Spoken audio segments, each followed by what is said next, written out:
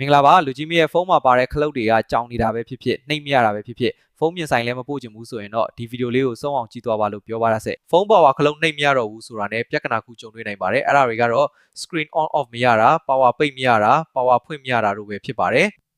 ဖုန်း model အားလုံးဒီပါမှာဒီပြဿနာကိုဖြေရှင်းဖို့အတွက်ဖုန်း setting ထဲမှာလှုပ်ဆောင်ချက်တစ်ခုအနေနဲ့ထည့်သွင်းပေးထားပြီးဖြစ်ပါတယ်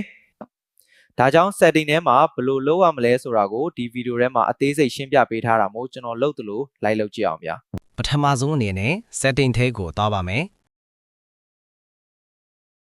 ပြီးတာနဲ့ search bar မှာ double tap လို့ရိုက်ရှာလိုက်ပါ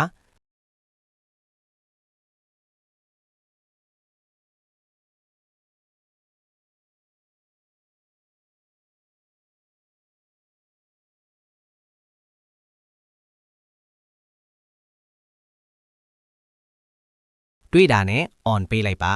ဒါကဖွင့်ပေးလိုက်တာနဲ့ screen ကိုလက်ချစ်တောက်လိုက်ရုံနဲ့အဖွင့်အပိတ်လုပ်လို့ရပါပြီ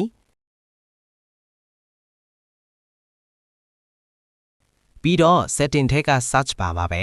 accessibility menu လို့ရိုက်ရှာလိုက်ပါ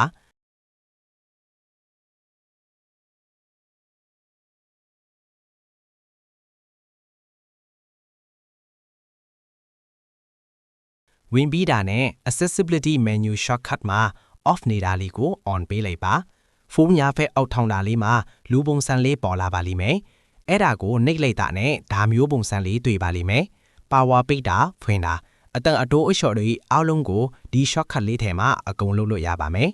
တခုရှိတာကဖုန်း power ဖွင့်ထားတော့မှပဲဒီ shortcut ကအလုံးလုံးပါလေ power ပြန်ဖွင့်လက်ခံကြရင်ကိုဆိုပြီးမေးစရာရှိပါလိမ့်မယ်အဲ့ဒါလေးကလည်းဖြည့်ရှင်းနည်းလေးရှိပါတယ်setting ထဲပဲပြန်ဝင်လိုက်ပါ search bar မှာပဲ schedule power လို့ရိုက်ရှာလိုက်ပါ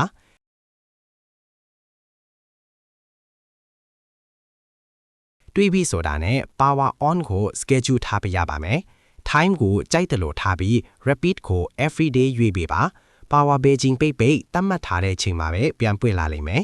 ဒါဆိုရင်တော့လူကြီးမင်းဖုန်းကခလုတ်ပြက်နေလဲကောင်းကောင်းအသုံးပြုလို့ရပါပြီဟုတ်တယ်ကျော်အခြားသူတွေကိုမသိအောင်ကို Wi-Fi ကိုသုံးနေတာကိုဘယ်လိုဖြေရှင်းမလဲဆိုတာကိုလည်းကျွန်တော်အကောင့်ထဲမှာတင်ပေးထားတာမို့ဝင်ကြည့်လိုက်တော့နော်